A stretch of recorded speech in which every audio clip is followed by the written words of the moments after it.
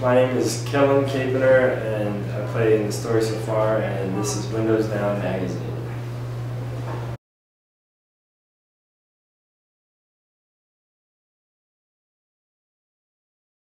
It wasn't like a producer role. It was just he opened up his studio. He has the Electric Ladybug studio at his home in Chico, and so he basically invited us to come stay at his home and just demo the songs we had written. And he was just, he was present while we were demoing and things, and sort of expressing the parts of our songs that he liked and such. And he was more just opening up his studio to us. And when we actually went into the studio, we didn't have any sort of producer. He did help us out with sort of creating skeletons for the songs that we would later take into the studio and put on the album. So.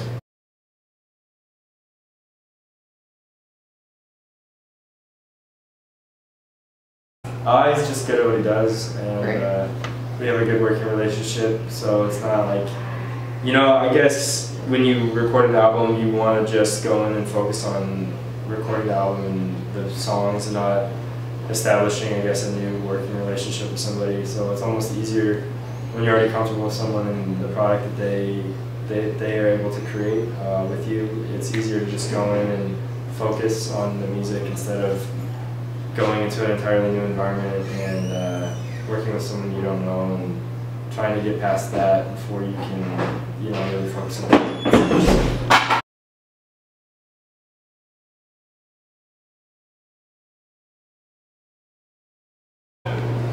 We did New Tone for Songs Of, and which other? I'm trying to think of. We did a few of the, if not all, the splits or the 7 inches at New Tone in its various stages of existing. It wasn't always studio space it is now, so we recorded in people's garages and such, and just with the New Tone guys, and they're easy to work with, and they do that for us relatively cheaply, and they're good guys, and they're also good engineers. So we kind of just bounce back between the two studios, depending on what we want to do. So.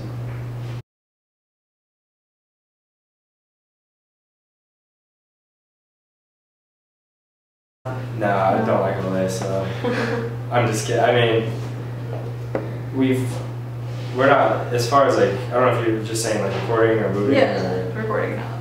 Yeah, I mean, I just don't think there's anything that, we could go to LA and work with someone else, but I think what Sam does is comparable to, any of those studios. And even if we did go to a new studio, we'd probably bring Sam with us and he would engineer the thing. So, it's not that we're entirely opposed to working with different people, it's just that we know it works, and so it's been successful too, working with Sam, and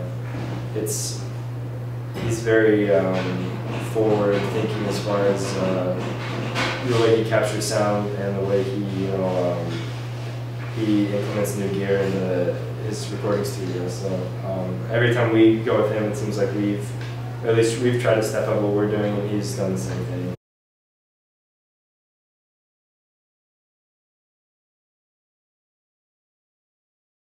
Oh yeah, yeah. What's the story behind that? No, he plays on my bass parts on the records. Okay. Yeah.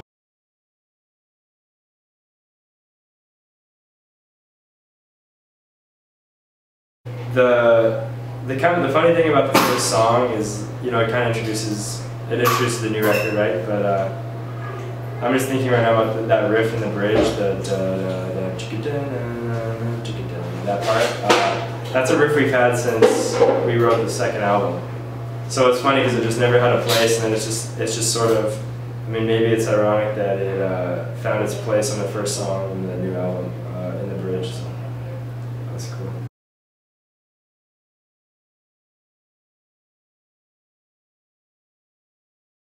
James Fisher plays drums and bass through the artwork for us, so we're all on the cover, illustrated on the cover, which is Oh, really? Yeah, if you look at the cover, all of us. Hey, sorry. That's okay. It's like bonus here. All of us are on the cover of the record, so that's fun, and he did a good job, you know, with creating a concept and putting it together. So.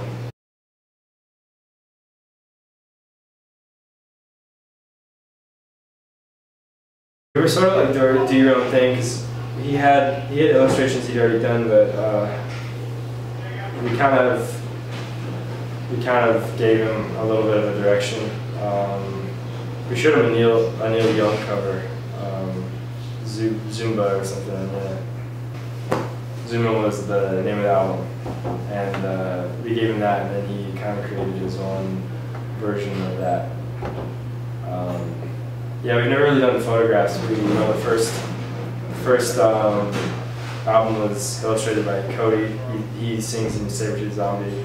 The second album was illustrated by Jordan Pundick, We Found Glory, and then the third one was James Fisher. So it's all been illustrations.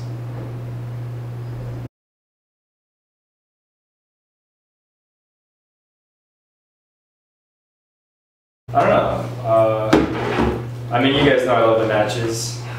That was when that's when I was very young. So that was one of the first really influential bands. So yeah, the first punk band I saw that made me want to play punk music was the Matches. You know, because I listened to all the music, but it was really like seeing them, the way they performed, and the kind of show they had that made me think that was something I wanted to do, and in the same vein. So I was like 11 when I started going to those shows, and then lately, it's always hard to tell. It seems like you kind of revert back to the music you grew up listening to. I feel like you reach a point where you listen to maybe the music you're introduced to. You know, like in my situation, it was my dad introduced me to bands, and a lot of those bands were obviously artists that you grew up listening to, so they would have been 70s and 80s artists, and you know, you kind of establish your own tastes, you know. So I grew up through the 90s, and you had your Third Lines and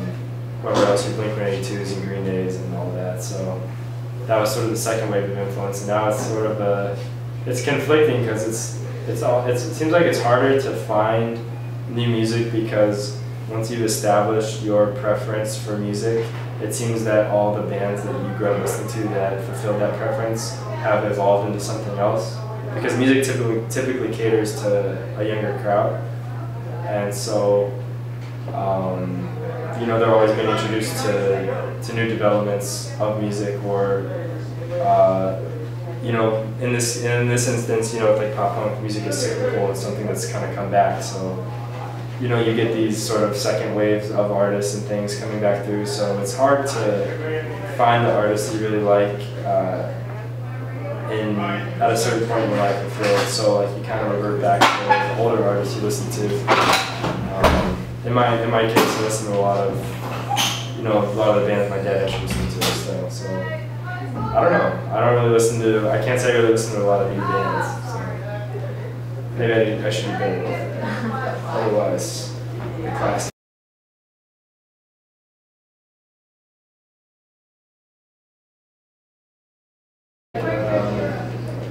It's one of those things when you tour and you go home, and like the prospect of going to a show comes up, and you go, oh, you kind of like think, oh, I've been in venues for the last 3 months, I don't want to like go, but you get enough time off, feel like your friends' bands kind of come through, and it's always fun to see your friends perform and do their own show, you know, because a lot of times we'll bring bands out on tour and you see them every night in the context of that show. But they'll come back maybe, you know, headlining or opening for, you know, a different mix of bands. So it's always nice to see them in another element. There's a lot of great bands, you know, like young bands that we've toured with, or that are sort of in the same general like spectrum as us. So I don't know. It seems like you know, we got Balance and Composure, Title Fight, or saw Alkaline Trio recently, and there's a band called Cloud Nothing Zone in E-City. This is all just the last few months while I was home. They were all good shows. Can't think of anything in particular that was, you know, so they were all just good. You know, at this point, it's just I'm sort of appreciating what they're doing. It's not like I'm necessarily being. You kind of. I I feel like I'm kind of at the prime of that, like going to shows and it being like a riveting kind of like influential thing. But I just kind of see it, I guess, from a different vantage point now, where it's more just an appreciation, where you see cool things that your friends are doing and you either emulate them.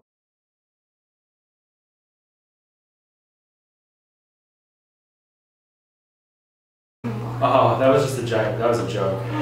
That was a joke in the same vein as the whole Sam Pura thing. Although I guess the Sam Pura recording my bass parts isn't a joke. He really does that. So, and I do like to do that. So.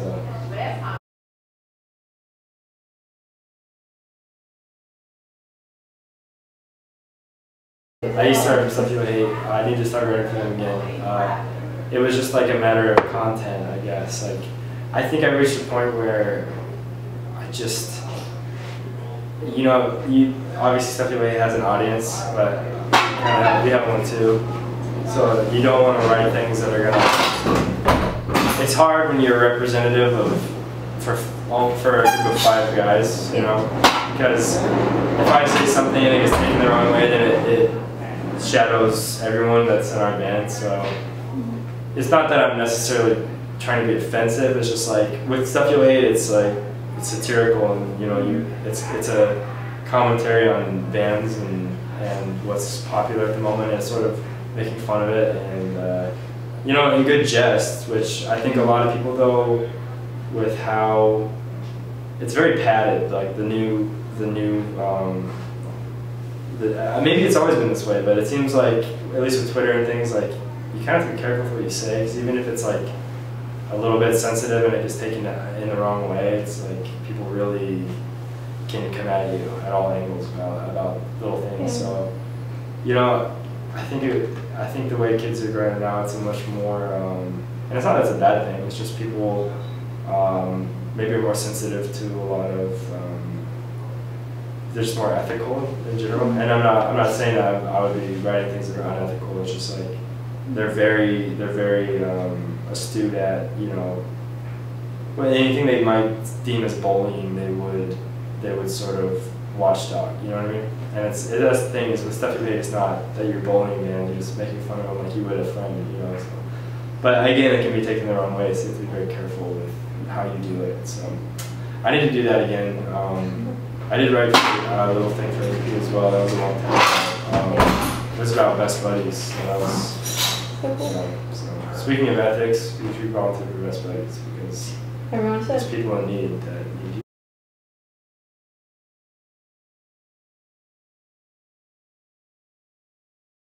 I'm trying to think. See, it seems like we're never in the Bay Area anymore, so we're really trying to think of bands that, you know, if we were playing, we don't get to play, you know, local shows anymore, and the bands we grew up playing shows with will also be doing their own thing. So it's a good question. You know, I'll have to get back to that on my various social media accounts. You know, but if I find a cool Bay Area band, I will send people in their direction.